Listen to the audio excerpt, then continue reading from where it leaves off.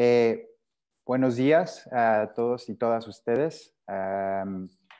Queremos dar a todos la bienvenida a este conversatorio con el relator sobre los derechos humanos al agua potable y saneamiento, Leo Heller.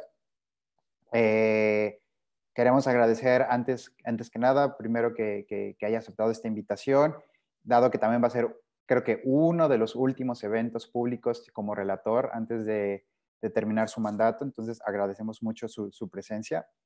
Igualmente queremos agradecer a la Red Centroamericana por la defensa de las aguas transfronterizas y en especial también a nuestros colegas franciscanos de El Salvador, que son miembros también de la red y que también han apoyado demasiado para hacer este esfuerzo.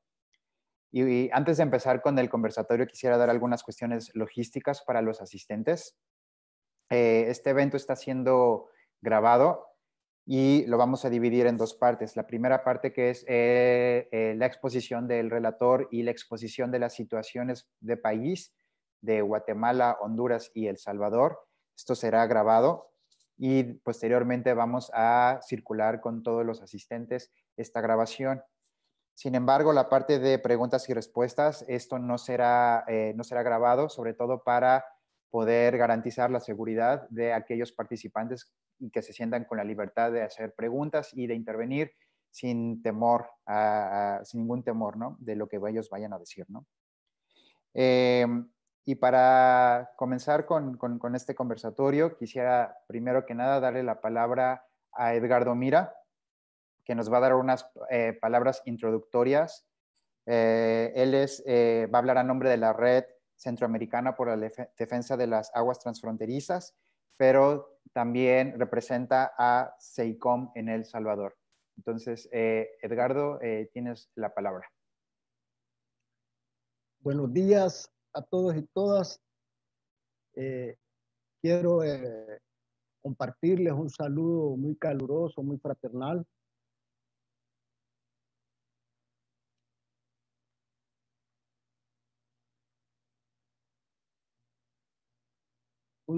Un saludo muy caluroso, muy fraternal de parte de la Red Centroamericana por la Defensa de las Aguas Transfronterizas. Y por supuesto también queremos agradecerles a todos y todas su participación en este conversatorio. Queremos agradecer especialmente al señor relator de los derechos humanos del agua y saneamiento, Leo Heller, por compartir este evento, ¿verdad? Hemos conocido sus aportes en la lucha por el derecho humano al agua y saneamiento. También hemos conocido y reconocido sus aportes en la incorporación de la temática de las aguas transfronterizas en el debate. Y por supuesto también ha conocido sobre los esfuerzos que en nuestros países, por ejemplo en Guatemala, Honduras y particularmente hoy en El Salvador, hemos venido realizando a favor del reconocimiento constitucional del derecho humano al agua y saneamiento.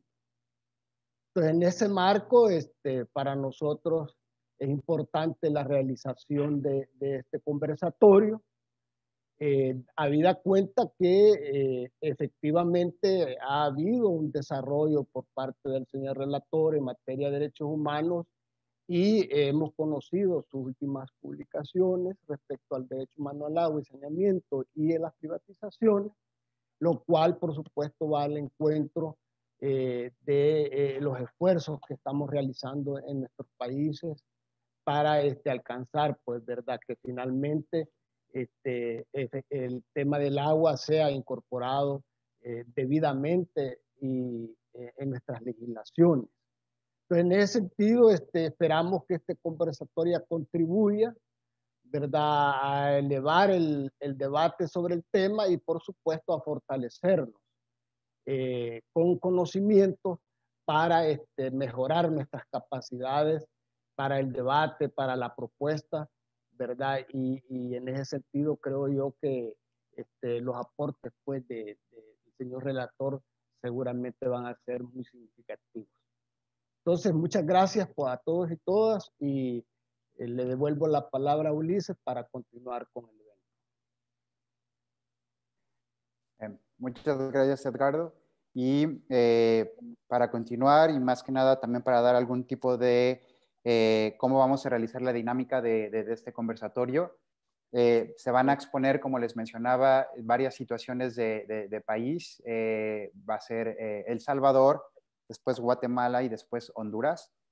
Y después el relator, tomando en cuenta estas situaciones y también tomando en cuenta el informe que próximamente va a presentar ante la Asamblea General de Naciones Unidas sobre privatización de agua, tener algunas reacciones, pero también que nos comparta algunas conclusiones y cuestiones que él haya encontrado como parte de este informe, ¿no?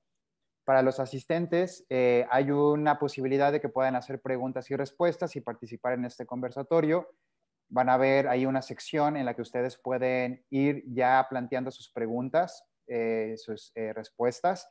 Después de la intervención del relator, abriremos este espacio para que todos puedan participar y activaremos su micrófono en todo caso para que puedan hacer esa pregunta directamente, ¿no? Entonces, pues les damos o les pedimos que utilicen este espacio para que vayan haciendo sus preguntas, ¿no? Entonces, le doy entonces ahora la palabra a Roberto Carlos Alfaro Lara. Él representa la tutela de derechos humanos del Arzobispado de San Salvador y también es parte de la Alianza por la Reforma Constitucional por el Derecho Humano al Agua, quien nos hablará en los próximos 10 minutos sobre la situación actual en El Salvador en esta materia. Muchas gracias, Ulises. Buenos días a todos. Estimado relator especial sobre los derechos humanos al agua y saneamiento, un placer compartir con ustedes esta mañana y con todas las personas que participan de este conversatorio. Voy a compartir con ustedes una breve presentación durante mi participación para que puedan tener de una manera más graficada algunos datos que iré mencionando en el desarrollo de la descripción de la situación del derecho humano al agua en El Salvador.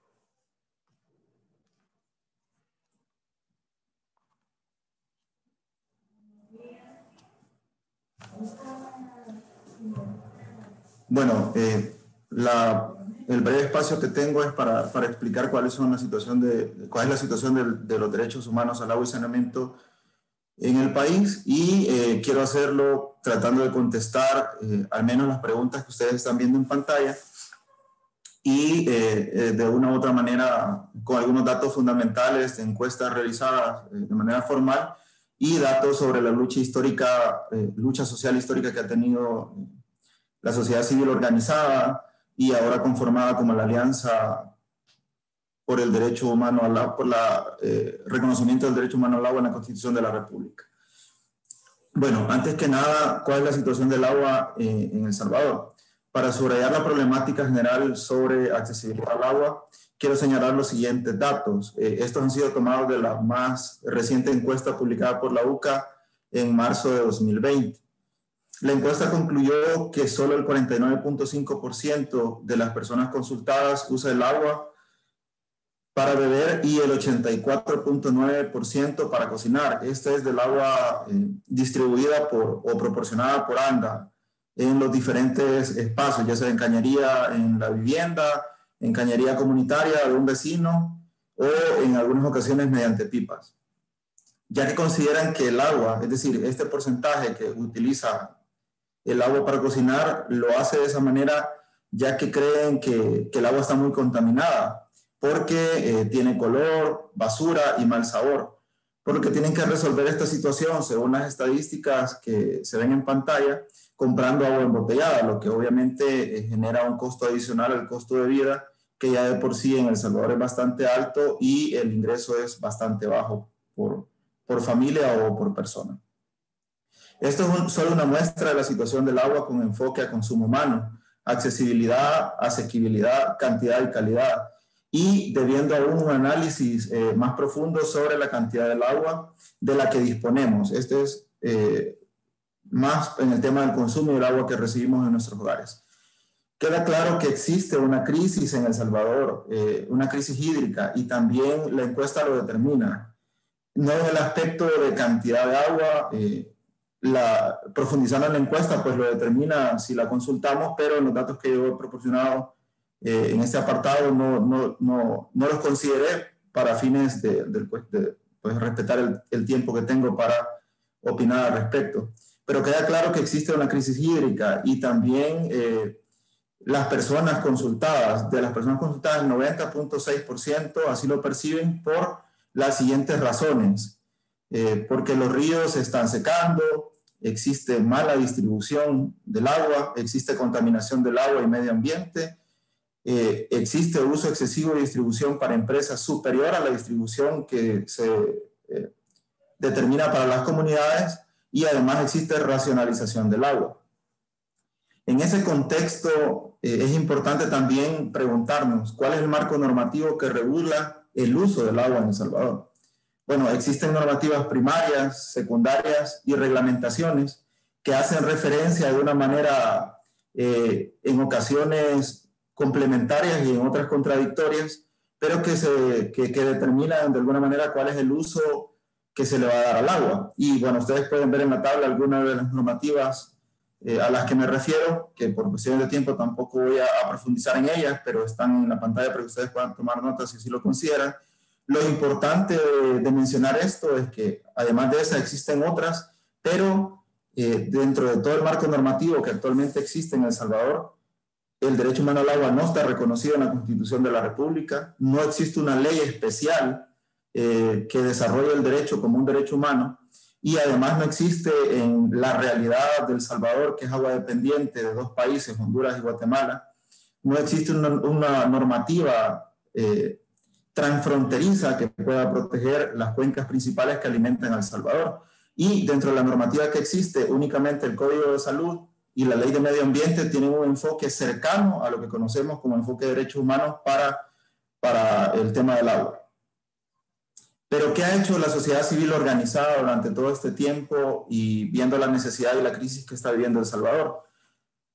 Por cuestiones de priorización y orden legal en la regulación del derecho, me voy a referir únicamente a la lucha por el reconocimiento del derecho humano al agua y al saneamiento en la Constitución de la República. Y es que, como ya les decía, el derecho no está reconocido explícitamente en la Constitución, por ello diversos movimientos sociales, el 25 de abril del año 2012, presentaron una propuesta de reforma constitucional para que este derecho fuera reconocido de manera explícita en dicho cuerpo normativo, la cual fue votada y aprobada por la legislatura 2009-2012 en el artículo 69, pero con un enfoque al derecho a la salud y a las condiciones de los productos alimenticios, pero no fue ratificada por la legislatura entrante. En la legislatura 2015-2018, a inicios de junio de 2018, las principales fuerzas políticas partidarias del país en aquel momento presentaron una propuesta de reforma constitucional para reconocer el derecho humano al agua, nuevamente en el artículo 69, pero con énfasis en el acceso, disposición, saneamiento y la necesidad de desarrollar el derecho en una normativa secundaria.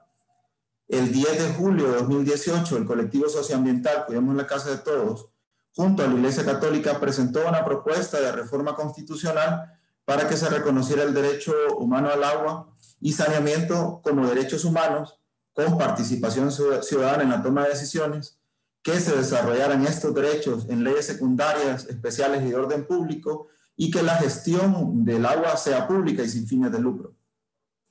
El 28 de agosto de ese mismo año, la Universidad de El Salvador presentó una propuesta de reforma constitucional para reconocer el derecho humano al agua, también el artículo 2, así como la propuesta del colectivo que acabo de mencionar, solamente que con los elementos siguientes: el agua como un bien público, que la gestión de esta fuese estatal y que que existiera participación de asociaciones comunales o juntas de agua, y que la gestión también fuese sin fines de lucro. En la actual legislatura, es decir, la 2018-2021, la Alianza por la Reforma Constitucional por el Derecho Humano al Agua, conformada por el colectivo socioambiental Cuidemos la Casa de Todos, REDCAL y otros movimientos sociales o conglomerados de movimientos sociales, presentaron una carta a la Comisión de Legislación y Puntos Constitucionales solicitando que se retomara el trabajo encaminado a reconocer el derecho humano al agua en la Constitución de la República, principalmente en el artículo 2, haciendo énfasis en la propuesta que se realizó el 10 de julio del año 2018. El 7 de septiembre, representantes de esta alianza se presentaron a una mesa de trabajo con la comisión de la Asamblea Legislativa que ya mencioné para exponer nuevamente y de manera reiterada los fundamentos de la propuesta que se presentó el 10 de julio de 2018 y reafirmar la necesidad de reconocer el derecho humano al agua en la Constitución de la República.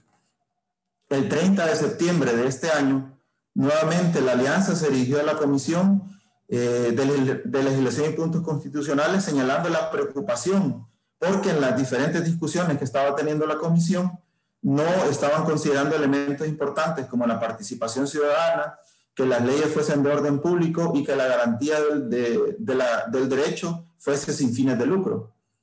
El 7 de octubre, la alianza de este año, la alianza se pronunció y reiteró que existe la necesidad de reconocer el derecho humano al agua en la Constitución y que reiteró además que se tomaran o se pusieran sobre la mesa estos puntos importantes y fundamentales para reconocer el derecho en la Constitución.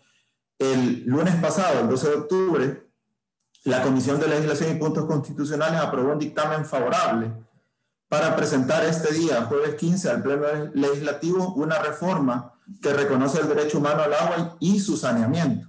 En el artículo 2 y en el artículo 69 incorporarán, según una propuesta, que es obligación del Estado crear políticas públicas y leyes que garanticen a todos los habitantes agua salubre, suficiente, accesible y asequible, así como el aprovechamiento y preservación de los recursos hídricos.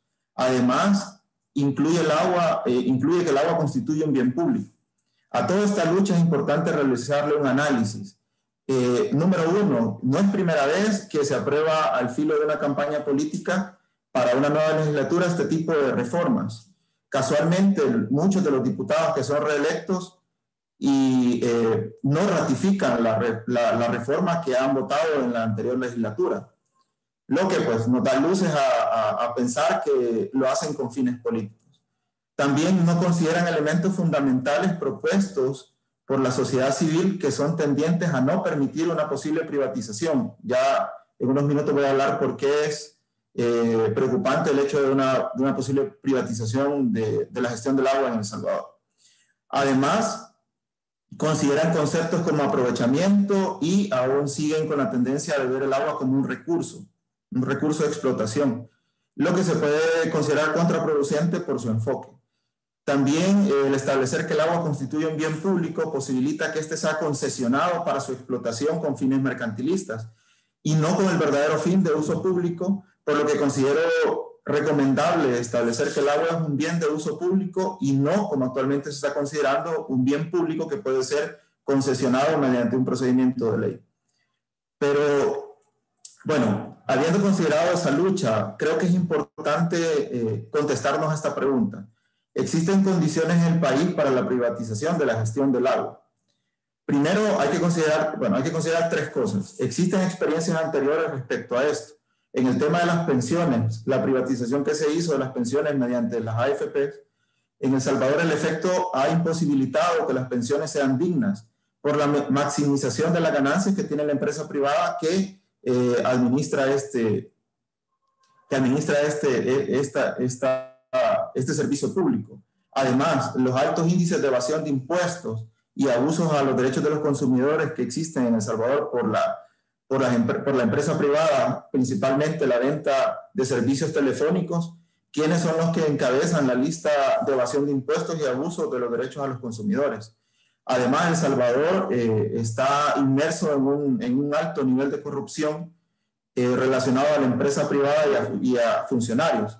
Y ahí en la lámina que ustedes pueden ver hay un ejemplo de ello en donde exfuncionarios y empresarios han sido investigados sin recibir condena. En el caso del ejemplo, el exfuncionario, es decir, el ex fiscal general de la República, sí ha sido condenado, mientras que el empresario relacionado a los actos de corrupción está siendo perseguido, pero no ha sido condenado. Y está siendo procesado ausente.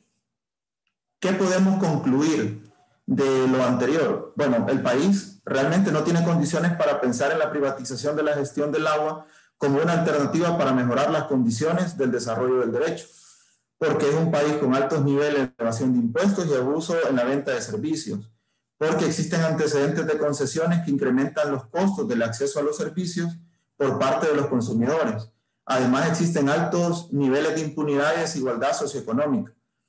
Y por último, también existen antecedentes de privatización con graves afectaciones para el usuario del servicio. Con ello, quiero concluir la exposición de la situación del derecho humano al agua en El Salvador, pero quiero aprovechar el espacio para hacer una solicitud o ciertas solicitudes al señor relator. ¿Qué podría hacer el relator especial desde su mandato? Quisiéramos que incentive permita reconocer los derechos humanos al agua y al saneamiento en la Constitución de la República, con estándares internacionales de derechos humanos. Además, que inste a la Asamblea Legislativa a considerar los aspectos fundamentales que debe contener dicha reforma, ya que responden a la realidad de las comunidades más afectadas por la crisis. También puede promover la participación ciudadana en la toma de decisiones referentes a estos derechos. También, si puede pronunciarse ante la falta de celeridad y diligencia en la progresión de estos derechos, lo que sigue arraigando aún más la crisis que se está viviendo. Además, si puede instar el reconocimiento de estos derechos en la Constitución de la República para legislar de manera coherente con las necesidades de las comunidades. Una ley general de agua que permita la participación de estas en los diferentes procedimientos y principalmente que se regule a los derechos desde la institucionalidad estatal como un bien de uso público. Además, ya que El Salvador es un estado aguadependiente por su ubicación geográfica y porque su espacio territorial es pequeño, produce poca agua, depende del agua que viene de Guatemala y de Honduras, y a pesar de que El Salvador está prohibida la minería metálica en ambos países, que ya mencioné, sí hay minería, y los ríos que vienen hacia El Salvador alimentan las principales fuentes de agua superficial y cuencas subterráneas de El Salvador. Señalar la importancia nuevamente de continuar con la discusión y posterior propuesta de un tratado de aguas transfronterizas a los países vecinos. Un tratado de derechos humanos, por supuesto. Creo que por cuestión de tiempo voy a concluir acá, pero es importante señalar el tema de que en el país ha habido una lucha histórica por los diferentes movimientos sociales que ya mencioné, que ahora conforman la Alianza por el Reconocimiento del Derecho Humano al Agua en la Constitución de la República, pero han habido indicios de apoyo para la posible reforma constitucional, pero solamente se han dado en tiempos de campaña y no han habido posteriores ratificaciones, es decir que, lo que los abogados conocemos en el derecho es más que todo buena apariencia, pero en realidad no lo es. Gracias, Roberto, y muchas gracias también por actualizarnos cómo va ahora en la Asamblea Legislativa la cuestión de la reforma constitucional. Ahora pasaremos para hablar sobre la situación en Guatemala, y la primera persona que nos hablará de esta situación será Domingo Quino Solís. Él es cargador representante de la Alianza de Autoridades Ancestrales Ashpop Tinamit, Oxlayut y Mox Sololá, y también compartirá el tiempo con Alicia Chocoj. Entonces, pero primero le damos la palabra a Domingo. Domingo, tienes entre 5 o 6 minutos también para explicar la situación en Guatemala. Muchas gracias. Honorable relator especial sobre derecho humano al agua, señor Leo Heller, representantes de las diversas organizaciones en defensa del territorio de los hermanos países de Centroamérica, específicamente el recurso agua y todo lo concerniente a los recursos naturales, la red SAR de la Red Centroamericana de Defensa de las Aguas Transfronterizas, presentes en este evento. Tengan ustedes el mejor de los días. La Alianza de Autoridades Ancestrales Ajpop Tinamit Oxlajoji Mox del Departamento de Sololá y de las autoridades ancestrales de las 6 regiones que conforman Ishimule Humala, la cual represento en este magno evento. Comunidades afectadas por los megaproyectos surgidos desde los intereses económicos de los empresarios nacionales e internacionales. Según consta nuestro libro sagrado, el Popur, que significa tejido del legado de conocimientos ancestrales, el universo fue creado en 4 etapas. Primero, la creación del firmamento, donde se vislumbra y promueve las energías de vida de los seres vivos. Segundo, la creación de las aguas y de la madre tierra. Tercero, la creación de las montañas y toda la especie de animales como guardianes de los cerros y de las montañas. Y como cuarta creación fueron creados los seres humanos. Desde la cosmovisión de los pueblos indígenas, las aguas son seres vivos, sagrados y colectivos, pero sin fines mercantilistas. Según nuestros abuelos, fueron criados 4 abuelas y 4 abuelos por el formador y creador del universo, permanecen vivos en el ambiente y en el espacio del universo. Abuela, Yajapaluna, agua del cielo. Su energía prevalece en el ambiente y en el oriente. Abuela Chomija, lago de aguas brumosas, siempre nos fortalece con su energía de descanso en el occidente. Abuela Tsunuña, agua de colibrí, siempre nos provee la multiplicación de vida sobre la madre tierra con su energía que prevalece en el sur. Abuela Kakishajá, agua de guacamayas, no nos has abandonado y nos acompaña siempre con su energía proveniente del norte. ¿Cómo se sentirán sus energías sagradas al ser profanadas por la imposición de los megaproyectos, tales como los monocultivos, las extracciones mineras, las hidroeléctricas y los despojos de tierras que sufrimos los pueblos originarios que convivimos en Ishimuleu, que son aprobadas y la consulta y el consentimiento de los pueblos originarios, tal como lo reza y consta el convenio 169 de la OIT.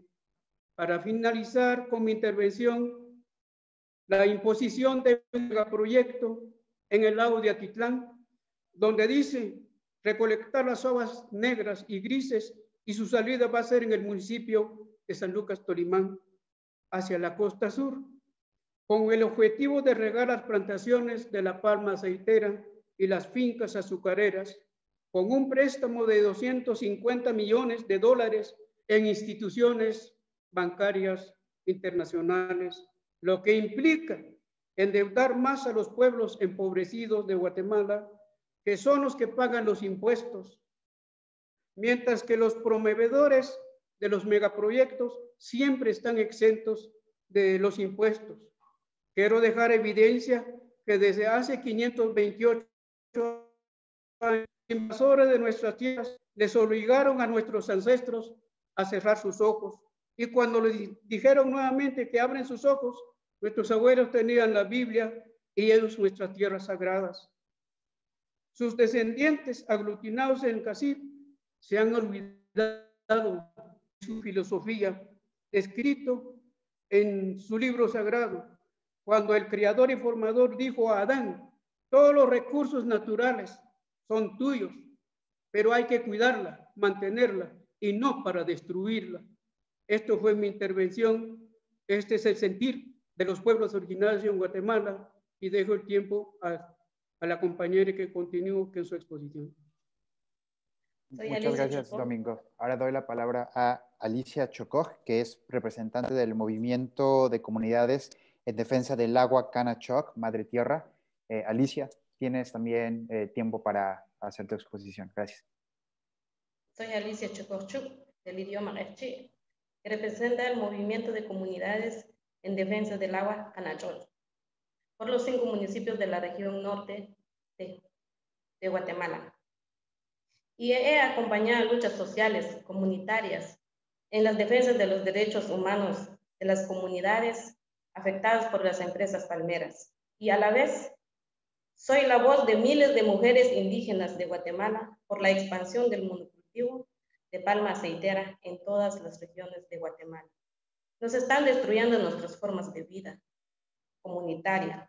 Cuando hablamos de la contaminación de los ríos, el Estado nos criminaliza a nosotros y no ponen a pensar que estos grandes empresarios son los más que nos están contaminando estas fuentes de nuestros ríos.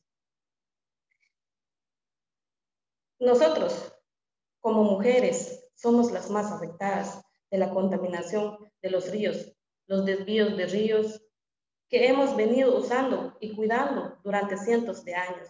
Nos están provocando nuestras muertes al causar enfermedades en nuestros hijos e hijas, como las diarreas, alergias, infecciones en la piel y otros. Las más afectadas somos nosotros las mujeres. Ir a buscar, a traer aguas para nuestras familias. Estamos sufriendo mucho como mujer. Y como Estado no nos proporciona agua, no nos proporciona agua potable. La única opción que tenemos es seguir usando estas fuentes de agua natural, pero siempre contaminadas. Cuando hablamos de los ríos contaminados, estamos hablando aproximadamente, son más de 26 ríos contaminados solo por la región norte del país, por el monocultivo. Cuando hablamos de la contaminación de los ríos, también estamos hablando de la contaminación del lago de Izabal. Uno de los ejemplos está el río La Pasión, el río San Román, que se encuentra en la región norte. En la región sur está el río Madre Vieja y en el occidente por desapareció el río Cancelá y Tzalé, los cuales siguen en la impunidad. Este acaparamiento de agua está siendo provocado por los palmeros, cañeros, níquel, minería, hidroeléctrica, petrolero, hulero, y en sí es un problema común. Y el clima ahora ha cambiado bastante. Durante el año pasado sufrimos una sequía que nuestra generación nunca había vivido. Es por eso que los ríos ahora se están secando, porque ya no tenemos bosque, ya no podemos respirar el aire puro. Y sabiendo que todos vivimos de agua, sin agua no hay vida, tanto en los elementos naturales. Y como mujeres tenemos que recorrer largas caminas, caminando para acarrear aguas en apoyo de nuestros niños y niñas. Y ahora nos quieren privatizar nuestras fuentes de agua. Aunque hay denuncias, no hay ningún resultado. Como mujer, luchadoras en defensa de nuestras fuentes de agua, nos criminalizan, nos amenazan, nos persiguen por defender nuestras fuentes. Ahora en la crisis de esta pandemia que estamos viviendo ahora, nos quieren taparse la boca, que ya no salgamos, quedemos en casa, ni así podemos callarnos, seguiremos hablando, seguiremos gritando, con o sin mascarilla. Por esta pandemia, la recomendación que se está dando el gobierno es lavarse las manos con agua.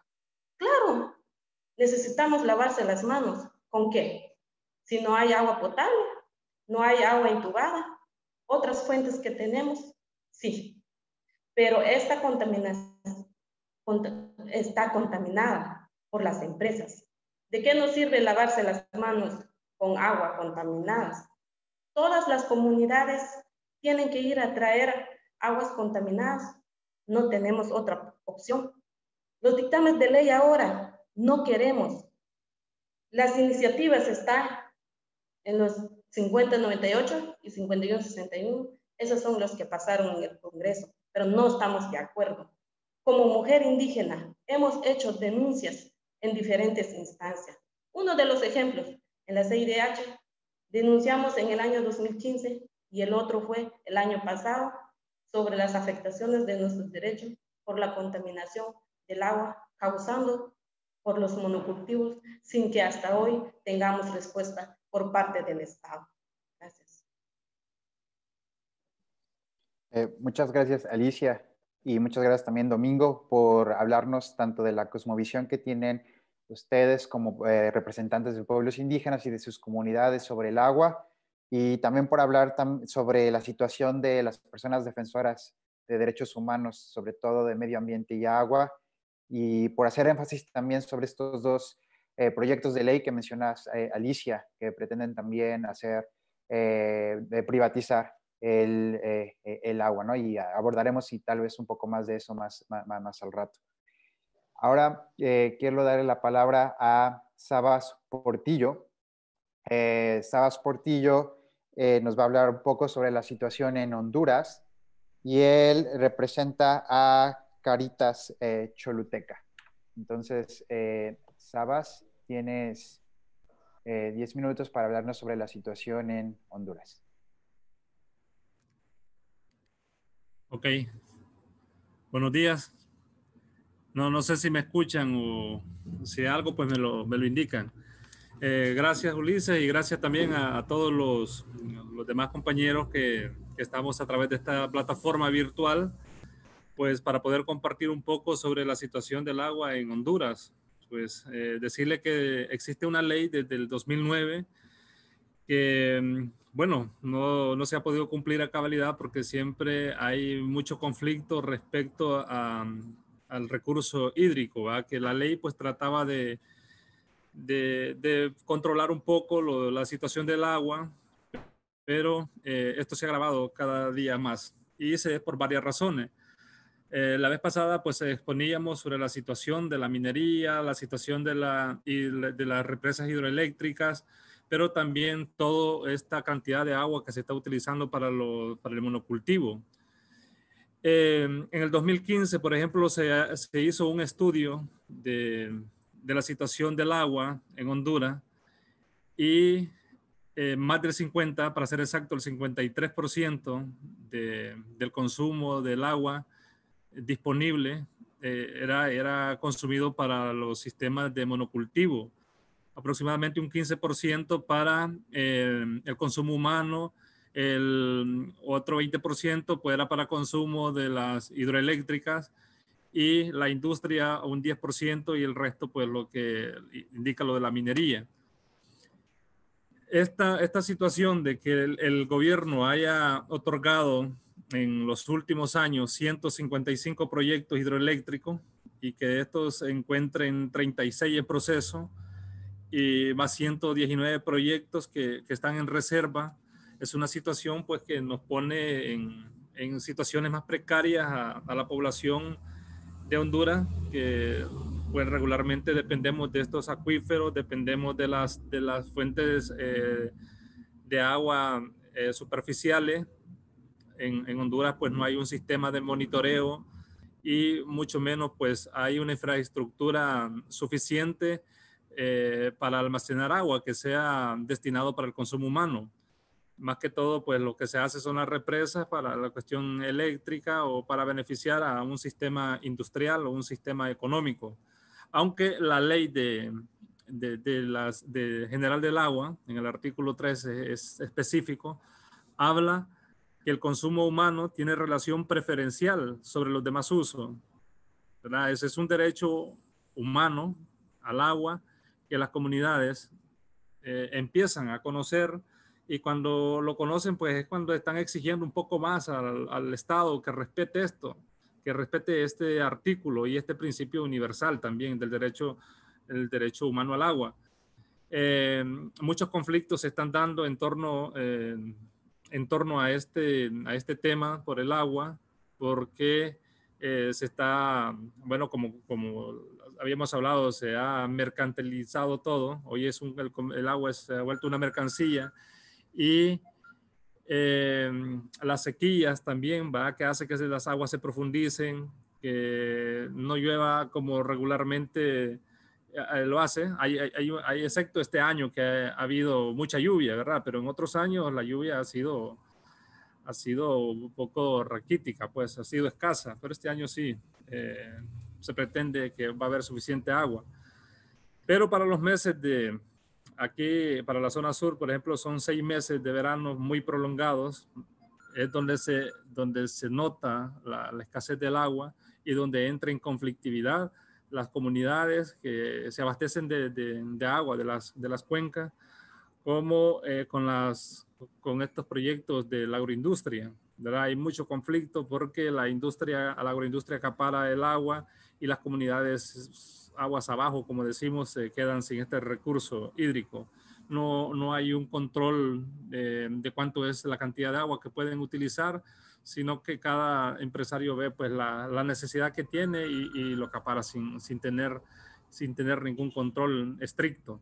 Entonces, ese es un papel que la misma sociedad civil está tratando, está jugando para que haya una regulación del recurso hídrico, que las municipalidades tengan control, que el mismo Estado, ¿verdad?, a través de sus ministerios, pongan un poco más de control en el recurso hídrico, ¿verdad?, para que haya un balance, que haya equidad, de que no solamente sean beneficiadas en gran mayoría pues las agroindustrias, sino que también las comunidades como un derecho humano, ¿verdad?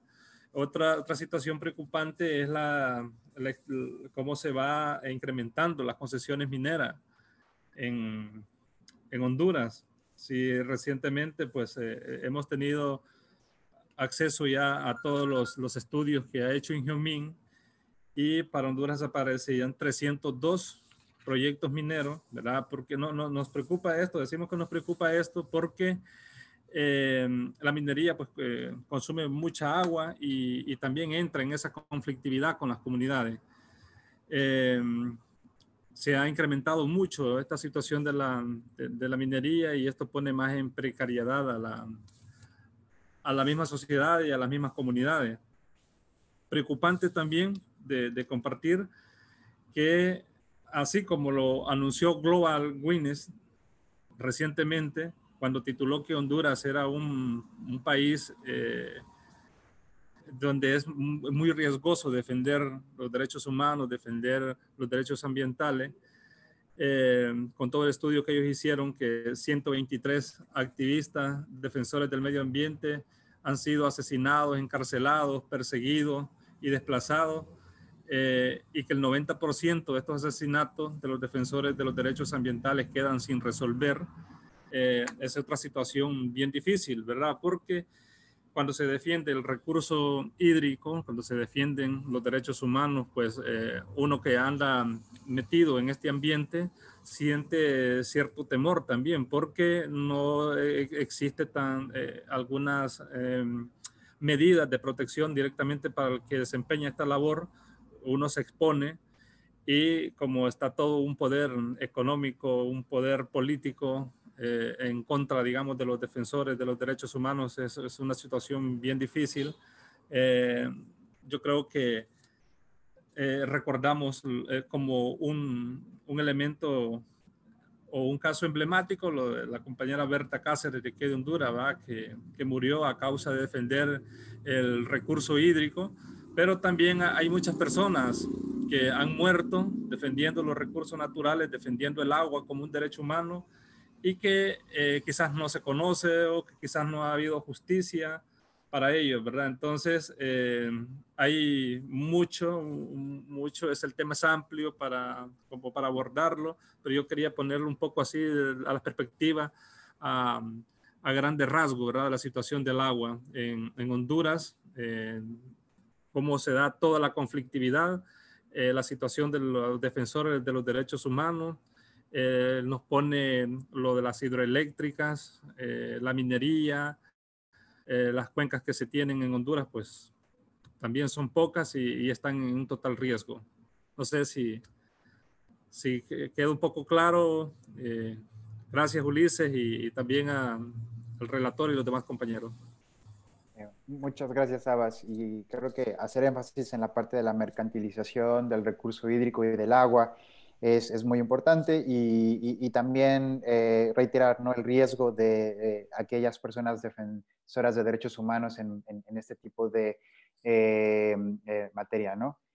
Hemos visto que ya están llegando algunas preguntas. En su momento vamos a empezar a contestar y a dar la palabra. pero por el momento quiero darle la palabra al relator Leo Heller para no solamente reaccionar a las exposiciones, pero también para que nos comente un poco sobre el informe que será presentado próximamente, precisamente sobre el tema de privatización de los derechos y relacionado con los derechos humanos al agua y al saneamiento. Leo, tienes la palabra, tienes alrededor de 15 a 20 minutos en caso de que quieras tomarte más tiempo. Gracias. Gracias, Ulises. No sé si me escuchan. Yo he tenido un problema con mi computador. La cámara no estaba funcionando. Yo estoy en mi teléfono celular. No sé, no estoy muy acostumbrado con esta pantalla muy pequeña, pero afortunadamente están escuchando. Bueno, en primer lugar, muchas gracias por la invitación. Parece muy interesante encuentro. Yo creo que es muy importante que tengamos un testigo de diferentes personas, activistas de la misma región. Y sabemos que hay temas que son comunes a los tres países y hay temas que son más específicos, pero es muy interesante esta mirada regional. Entonces, agradezco a Roberto Carlos de El Salvador, Domingo y Alicia de Guatemala y Savas de Honduras por el relato, el informe que hicieron sobre la realidad de cada país, las principales preocupaciones de cada país. Yo voy a tratar muy rápidamente de cada uno de los informes. Y yo me gustaría también de hablar un poco de algunos temas que son quizás transversales a lo que fue planteado.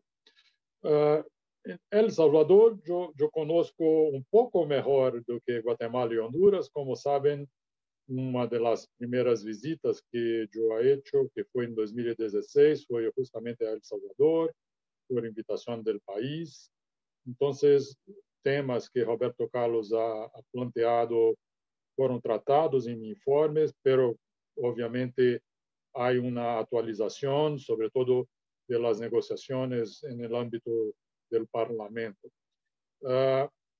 Roberto Carlos habla sobre los desafíos de aprobar un artículo en la Constitución que reconozca explícitamente los derechos humanos al agua y saneamiento. Es un tema que en 2016 estaba en una muy activa discusión en el país, y también habla de posible acción del relator especial para impulsar este reconocimiento, pero también para impulsar más transparencia, más espacios de participación. Yo que me gustaría de señalar que el informe del relator, yo creo, puede ser un importante instrumento para mostrar que la comunidad internacional está también atenta, preocupada y recomendando al país que avance en estos temas. Yo he hecho un seguimiento de mi visita y el año pasado yo presenté el informe de seguimiento al Consejo de Derechos Humanos. Y en ese informe de seguimiento yo apunto que en algunos temas no ha habido avances significativos.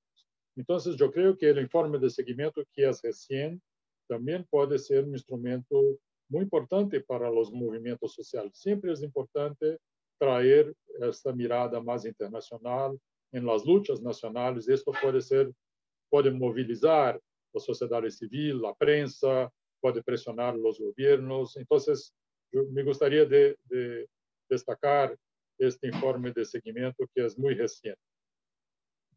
En Guatemala, el tema de los megaproyectos me parece muy central.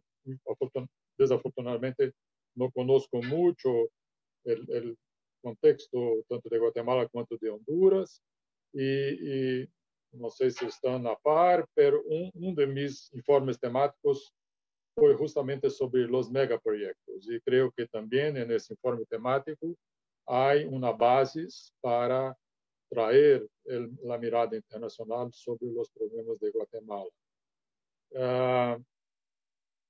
En Honduras, creo que de forma similar, el tema del monocultivo, el tema de la aprobación de muchos proyectos hidroeléctricos que pueden afectar el acceso al agua de muchas poblaciones tradicionales, me parece que también se vincula, se enlaza con el informe sobre los megaproyectos.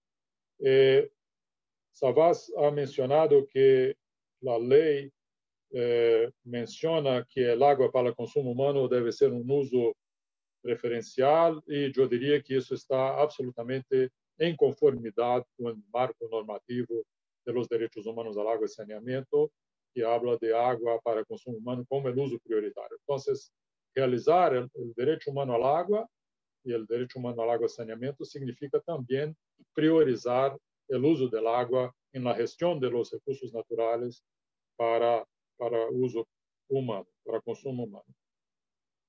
Hay algunos temas que yo diría que son un poco transversales, como yo he dicho en el inicio, sobre los tres países. Uno es el tema de los defensores de derechos humanos, tanto Guatemala como Honduras han levantado eso y sabemos que la región es una región donde esto es muy fuerte y es muy emblemático lo que pasó con Berta Cáceres en Honduras. Entonces, eso es un tema muy central y creo que tenemos que investir más reflexiones y denuncias y planteamientos por la parte de la comunidad internacional. El tema de la pandemia que pienso que Alicia ha planteado, para mí también es muy importante. La pandemia revela y acentúa y muestra cómo se agravan estos problemas de acceso al agua en un contexto en que los gobiernos recomiendan a la gente para lavar las manos muchas veces al día y no se, como Alicia ha planteado, no se puede lavar las manos cuando no hay agua, el acceso al agua es limitado. Entonces creo que la pandemia puede ser un punto de entrada para mostrar cómo es fundamental que todos tengan el acceso al agua bajo el marco de los derechos humanos. Otro tema transversal es el cambio climático, tanto el relato de Guatemala cuanto de Honduras han hablado de sequías.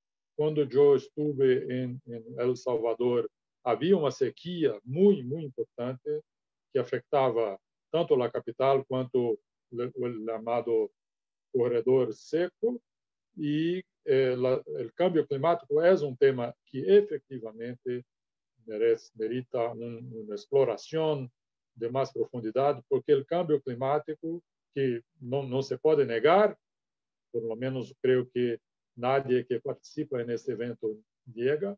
Hay algunas autoridades que niegan el cambio climático, pero sabemos, y la gente que vive en los territorios sienten el cambio climático cada vez más intenso en su cotidiano, y el cambio climático tiene el poder de agravar en mucho el cumplimiento de los derechos humanos al agua. Yo he planteado muchas veces que es muy importante que cuando se planifica el acceso al agua, el cambio climático debe ser una variable muy importante en esa planificación. No debemos planificar pensando que el futuro será igual al presente y el presente no es igual al pasado en términos de disponibilidad de agua. Entonces, el cambio climático es un tema muy importante para el mundo y sobre todo creo que fuertemente para la región de la América Central. Savas ha mencionado la gestión del recurso hídrico, la gestión del agua en la naturaleza. Creo que esto también es un tema muy central, cómo articular, conciliar el tema del agua en la naturaleza y el agua como servicio, el agua que cumple con su objetivo de hacer los derechos humanos realizados, concretos. Esse é um tema muito importante. Em los procedimentos especiais do Conselho de Direito Humano, somos dois relatores distintos. Mi tema é o direito ao água e saneamento, e há um relator para o ambiente saudável, que hoje é David Boyd, um canadense.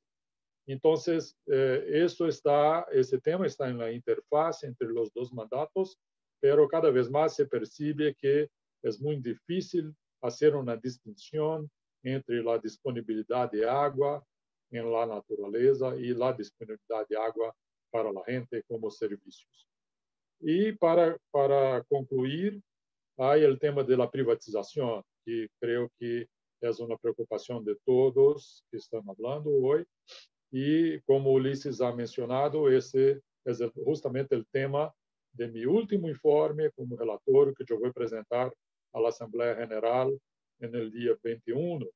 E é um relatório que ha recebido muito apoio por parte de distintos movimentos sociais em distintos países, pero também muita reação negativa, sobretudo por parte das grandes empresas, das associações que reúnem as multinacionais de água.